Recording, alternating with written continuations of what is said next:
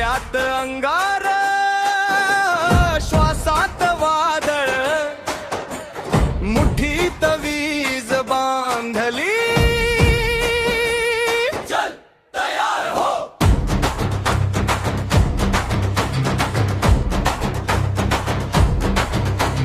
खोट्यांच्या गर्दीत उभा मी एकटा, सिद्धीची ज्योत माझ्यात पेटलेली. लोक नाही माझ्या कळपात आजही, पण हिम्मत आहे पुढे चाललेली. पाठीमागे वार झाले असंख्य, तरी छाती मीच पुढे काढलेही.